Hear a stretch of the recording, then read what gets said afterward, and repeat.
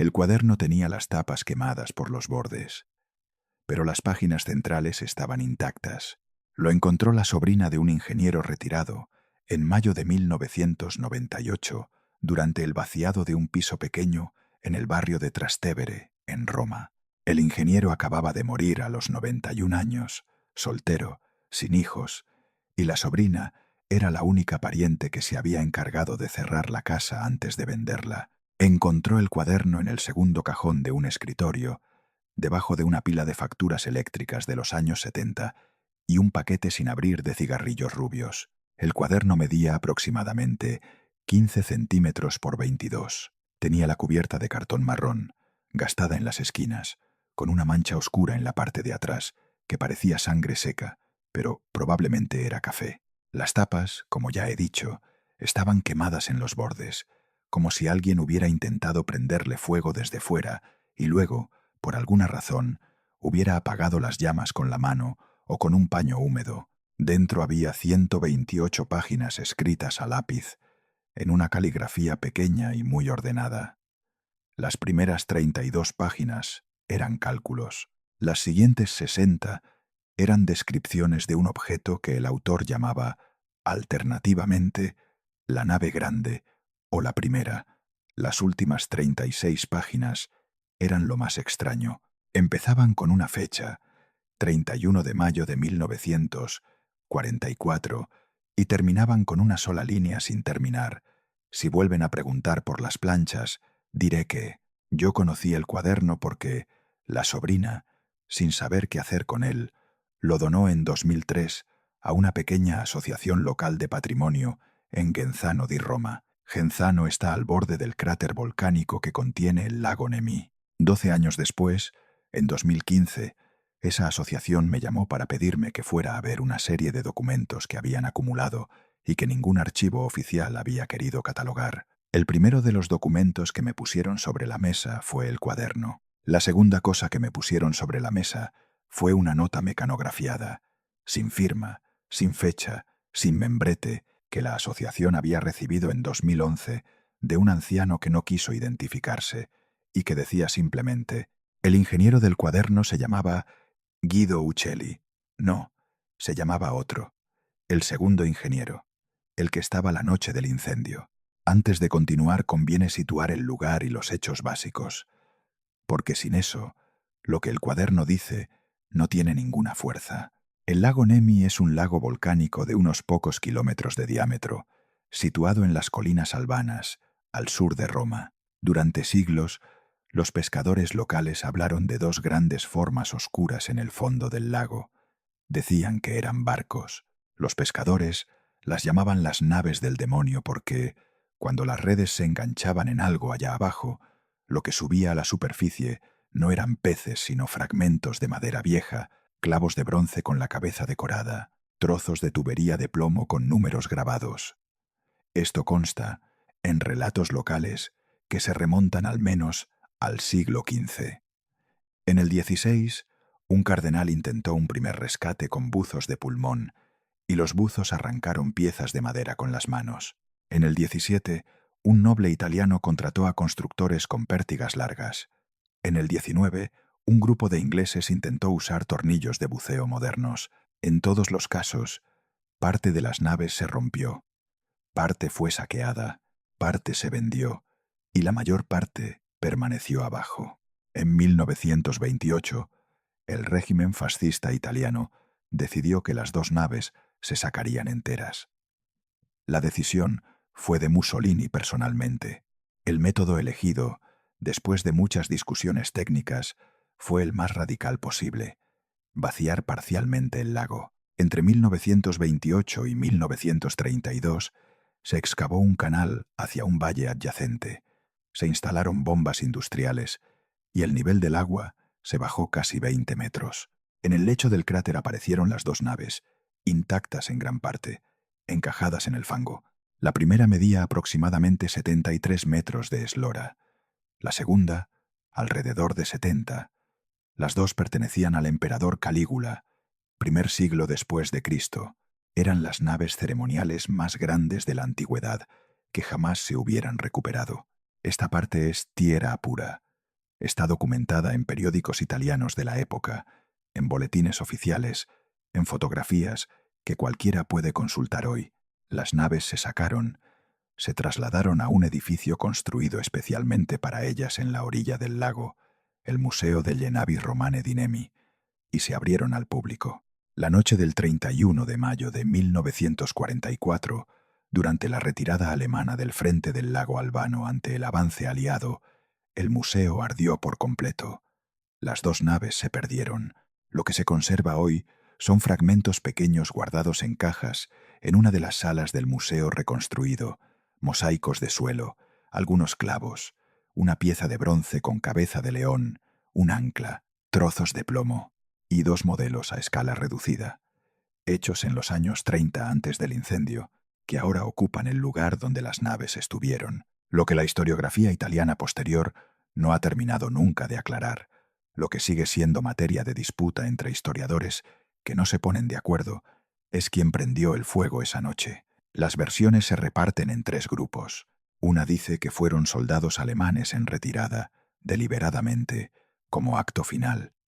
Otra dice que fueron tropas aliadas, accidentalmente, durante un bombardeo nocturno. Y una tercera, más incómoda, dice que el museo ya estaba en peligro antes, que sus instalaciones eléctricas habían sido manipuladas, que el personal civil había sido evacuado 2 noches antes sin explicación, y que cuando llegó el fuego, las puertas estaban cerradas con candado por dentro. El cuaderno del ingeniero, según la sobrina y según la asociación de Genzano, pertenece a alguien que estaba allí esa noche. Yo no he podido confirmar definitivamente la identidad del autor. Lo que he podido hacer es comparar la caligrafía del cuaderno con 3 documentos firmados, conservados en el archivo municipal de Genzano, por un técnico llamado solo en los registros como E. Boldrini, que trabajó como ingeniero junior en el museo entre 1936 y 1944. La caligrafía coincide en estructura, en inclinación, en el modo particular de cerrar los sietes y de cortar los unos. No es prueba forense, es indicio, pero la asociación lo considera lo bastante sólido como para conservar el cuaderno bajo el nombre de Boldrini en su catálogo interno. Lo que Boldrini, si es que era él, escribió en su cuaderno entre 1936 y mayo de 1944 es lo siguiente. Las primeras 32 páginas, las que están llenas de cálculos, no son cálculos académicos. Son medidas tomadas con cinta y plomada, anotadas con fechas exactas, de partes específicas de las dos naves. Boldrini medía. Medía constantemente.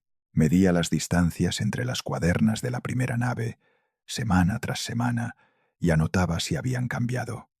Medía la curvatura del casco. Medía las planchas de cobre que recubrían algunas zonas del fondo. Medía el grosor de los clavos. Cada serie de mediciones tiene al lado, en lápiz más claro, una marca pequeña, una flecha que apunta hacia arriba o hacia abajo, o un círculo en las notas marginales. En lápiz aún más claro, hay frases cortas. La primera, en una página de febrero de 1937, la madera respira más en invierno que en verano, lo cual es lo contrario de lo que dicen los manuales. La segunda, 2 meses después, el cobre del fondo no es romano. La tercera, en septiembre de 1937, sin más contexto, estas naves se construyeron 2 veces. Esa frase, estas naves se construyeron 2 veces. La sobrina, cuando me la enseñó la primera vez, en 2015, me preguntó qué significaba. Le dije que no lo sabía. 12 años después, todavía no estoy seguro de saberlo, pero lo que las siguientes 60 páginas del cuaderno permiten reconstruir, con cautela, es una hipótesis que Boldrini desarrolla a lo largo de varios años, página por página, sin nunca enunciarla del todo. La hipótesis es esta. Las dos naves de Nemi no eran enteramente romanas. Eran estructuras romanas reparadas, reforzadas y parcialmente reconstruidas, en algún momento posterior, con técnicas y materiales que no correspondían exactamente al primer siglo. Algunas planchas de cobre del fondo según las mediciones de Boldrini, tenían una aleación distinta de la romana habitual. Algunas vigas internas, según sus observaciones, mostraban marcas de herramientas que él, ingeniero con 15 años de experiencia, no asociaba con instrumentos del primer siglo. Algunos clavos eran demasiado regulares en su forja. Estas observaciones, en sí mismas, no son escandalosas. La arqueología naval del Mediterráneo lleva décadas documentando casos de barcos antiguos que fueron mantenidos en uso durante siglos, reparados y reforzados sucesivamente. Lo que sí es inusual es la posibilidad de que las naves de Nemi, que la historiografía oficial siempre presentó como objetos cerrados del período de Calígula, hubieran tenido una segunda vida posterior a su hundimiento, que alguien, en algún momento entre el siglo I y el siglo XVI, hubiera entrado en el lago, hubiera intervenido sobre ellas y las hubiera vuelto a dejar abajo. Quiero ser muy cuidadoso aquí. Lo que el cuaderno propone no está confirmado por ninguna investigación científica posterior, porque la investigación posterior es imposible. Las naves se quemaron en mayo de 1944. Lo que queda son los fragmentos pequeños que el museo conserva en cajas, más los modelos a escala, las mediciones originales del ingeniero, las que él hizo entre 1936 y 1943 sobre las naves enteras, son ahora, paradójicamente, el único registro métrico detallado que existe de las dos naves reales. Las mediciones de Boldrini son hoy más completas que cualquier publicación académica oficial, porque la oficial nunca llegó a hacerse con ese nivel de detalle, y la suya sobrevivió. Aquí es donde el cuaderno empieza a inquietar, porque las últimas 36 páginas, las que empiezan con la fecha del 31 de mayo de 1944, no son mediciones, son una narración que Boldrini, evidentemente, escribió en algún lugar oscuro, esa misma noche, o las inmediatamente siguientes, con un lápiz que se ve cada vez peor afilado a medida que avanzan las páginas, en una caligrafía que se desordena progresivamente. Escribe que esa tarde, hacia las 5, llegaron al museo dos hombres con uniforme alemán y un tercero con uniforme italiano, civil de protocolo, no militar, que pidieron al director del museo, un hombre llamado en el cuaderno solo como el director, que abriera las vitrinas donde se guardaban las planchas pequeñas de cobre y plomo extraídas de las naves durante el proceso de conservación, que el director, después de discutir en voz baja con el italiano de civil, abrió las vitrinas, que los tres hombres seleccionaron 11 piezas concretas, las envolvieron en paño de algodón y se las llevaron en una caja de madera, que no firmaron recibo, que el director, al volver al despacho, llamó a Boldrini y le dijo, palabra por palabra, según Boldrini, lo anotó esa misma noche. Si esto sale bien, esta noche no pasa nada. Si sale mal, no estuviste aquí. A las 11 de la noche, sigue contando el cuaderno, Boldrini estaba todavía en el ala oeste del museo, revisando los cierres de las vitrinas, porque le habían pedido que se quedara. A las 11:20 oyó pasos en el ala este, una conversación corta en alemán que no entendió, y después olió humo. El humo, escribe Boldrini, no venía de la entrada principal, venía del archivo, venía del lugar donde se guardaban los planos originales de los rescates de 1928 a 1932, los cuadernos de campo, las fotografías técnicas, las copias de las mediciones, las cartas de correspondencia con el ministerio, los inventarios detallados de cada pieza pequeña extraída de las naves. Eso ardió primero. Boldrini bajó corriendo. Encontró las puertas del archivo cerradas con un candado nuevo, un candado que esa misma tarde no estaba allí. Subió al ala donde estaban las naves. Las naves todavía no ardían, pero el suelo bajo la primera, escribe, ya tenía un olor químico que él reconoció como gasolina. No diésel, gasolina. Salió del museo por una puerta de servicio que daba al lago. Se quedó en la orilla, a unos 200 metros, durante 1 hora y media. Vio el incendio crecer. Vio el techo del museo derrumbarse. Vio a los soldados alemanes alejarse en un camión por el camino del norte. Vio, escribe en la página penúltima, al hombre italiano de civil, el de protocolo, esperar en un coche oscuro con las luces apagadas en el camino del sur hasta que el techo cayó. Después arrancó y se fue también. La última línea, la que no termina, dice: si vuelven a preguntar por las planchas, diré que aquí se acaba lo que el cuaderno cuenta. Aquí se acaba, también, lo que yo puedo decir con la cautela que la honestidad exige. Quiero detenerme antes de seguir, porque sé lo que esto puede sonar.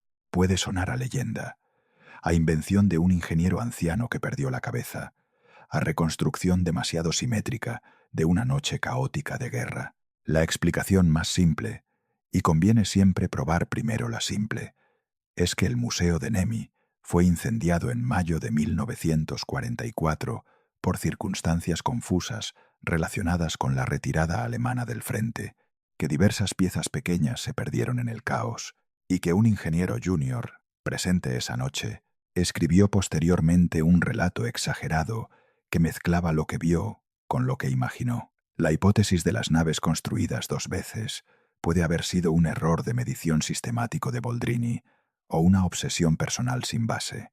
El candado nuevo en el archivo puede haber sido instalado por el propio director esa misma tarde por razones administrativas que Boldrini no conocía.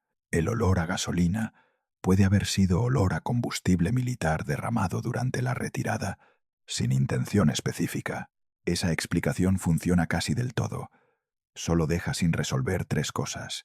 La primera es que en el inventario público actual del Museo delle Navi Romane di Nemi, las piezas pequeñas catalogadas como recuperadas del incendio incluyen mosaicos, anclas, clavos, pero no incluyen ninguna de las planchas pequeñas de cobre o plomo que Boldrini menciona haber visto entregar esa tarde a los tres hombres. Esas 11 piezas, si existieron, no figuran en ninguna lista posterior, no en el inventario fascista anterior al incendio, no en el inventario aliado posterior a la guerra, no en el inventario museístico moderno.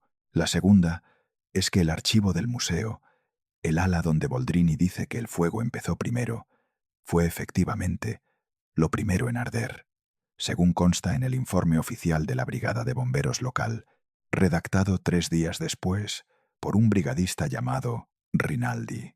El informe está conservado en el Archivo Municipal de Genzano y dice textualmente que el fuego se propagó desde el sector administrativo hacia las salas de exposición, lo cual técnicamente es lo contrario de lo que cabría esperar de un incendio iniciado por chispa eléctrica o por bombardeo aleatorio. La tercera es que Guido Uccelli, el ingeniero principal del proyecto de rescate de las naves en los años 30 y persona ampliamente documentada, no estaba presente en Nemi la noche del incendio.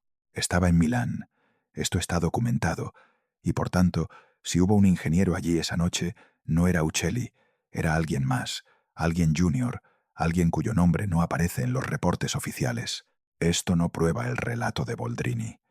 Indica que el relato de Boldrini no es trivialmente refutable. Lo que vino después fue, otra vez, procedimiento. El Museo delle Navi Romane di Nemi fue declarado pérdida total el 2 de junio de 1944. La administración fascista, ocupada en los últimos meses de su colapso, no abrió investigación específica. La administración aliada, llegada poco después, registró la pérdida como daño colateral de retirada.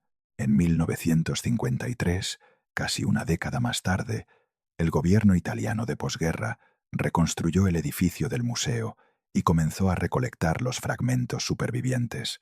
La reconstrucción se hizo con cuidado, con respeto y con honestidad sobre lo que se había perdido. Pero la pregunta sobre cómo exactamente se inició el fuego, sobre qué se llevaron los tres hombres esa tarde, sobre por qué el archivo ardió primero, sobre quién instaló el candado nuevo, sobre dónde está Boldrini, sobre todas esas preguntas, los archivos oficiales guardan un silencio que no es malicia, es agotamiento, es la guerra, es la cantidad de papeles quemados y oficinas trasladadas y testigos muertos, es el modo en que los acontecimientos extremos consumen, junto con los edificios, también las preguntas que se podrían haber hecho sobre los edificios.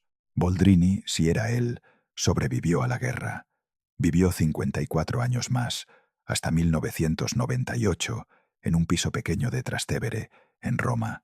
Trabajó como ingeniero civil en obras menores. No publicó nunca nada sobre las naves de Nemi. No participó en ninguna de las ceremonias de reapertura del museo en 1953, 1988 o 2007. No respondió a las pocas cartas que algunos historiadores aficionados le enviaron a finales de los años 70, cuando supieron, vagamente, que había estado allí esa noche.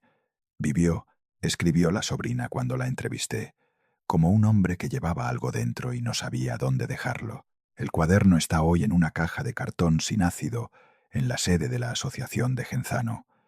Es difícil convencerse, mirándolo, de que no es lo que parece ser: las tapas quemadas, la caligrafía cuidadosa de las páginas centrales, la caligrafía rota de las últimas, la frase incompleta del final, la hipótesis de las naves construidas 2 veces, todavía sin verificar, todavía sin refutar, porque las naves ya no existen.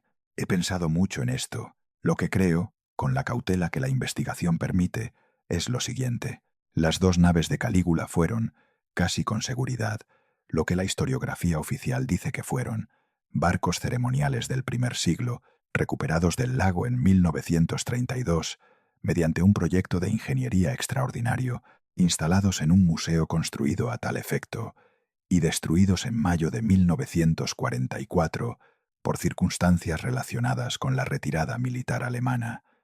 La hipótesis de Boldrini, la de las 2 construcciones sucesivas, es posible pero no comprobable, porque las naves físicas no existen ya para ser examinadas.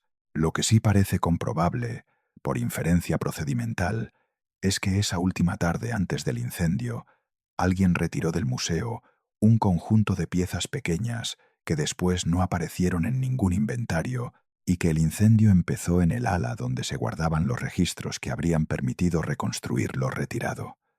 Eso no es conspiración, es una secuencia ordinaria en tiempo de guerra, ejecutada por personas concretas con intereses concretos, y luego cubierta no por malicia continuada, sino por el polvo administrativo que se acumula. Lo que queda hoy es esto. El edificio reconstruido del museo está abierto al público. Las salas donde estuvieron las 2 naves son ahora salas con los modelos a escala y con los fragmentos pequeños supervivientes. Cualquiera puede entrar. Los mosaicos de suelo de las naves, recuperados parcialmente del incendio, están en vitrinas iluminadas. El ancla de hierro está sobre una peana. La cabeza de león de bronce, sin cuerpo, mira hacia la puerta principal.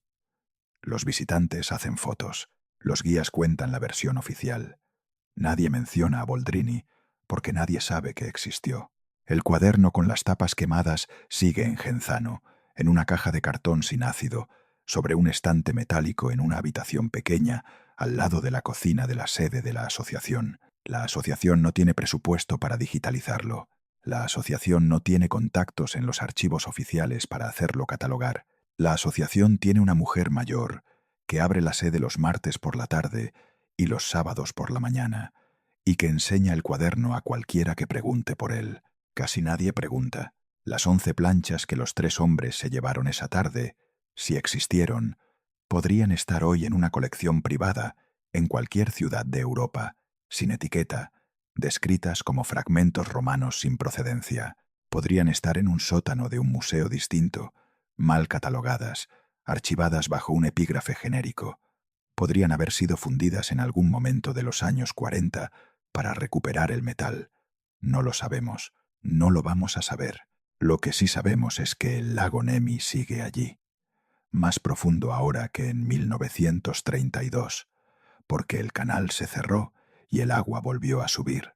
Los pescadores actuales ya no encuentran fragmentos en las redes porque las naves desaparecieron, pero los más viejos, los que tenían 10 o 12 años cuando se vaciaba el lago, recuerdan haber visto las 2 formas oscuras emerger del fango, una al lado de la otra, en el otoño de 1931. Recuerdan haber visto, sobre una de ellas, marcas que su abuelo, pescador analfabeto, llamó, sin saber qué significaban, las marcas del segundo carpintero. Esa frase, las marcas del segundo carpintero, no figura en ningún libro académico. Figura en el cuaderno de Boldrini, en una nota marginal de la página 41, sin explicación. Y figura también, idéntica, en una entrevista oral que la Asociación de Genzano grabó en 1989 a un pescador llamado Mario, entonces de 72 años, sobre los recuerdos de su infancia. Las naves ya no están. El cuaderno sí, el lago también, y en algún sótano, en algún país, 11 planchas pequeñas de cobre o plomo siguen sin etiqueta, esperando a un catalogador que mire 2 veces.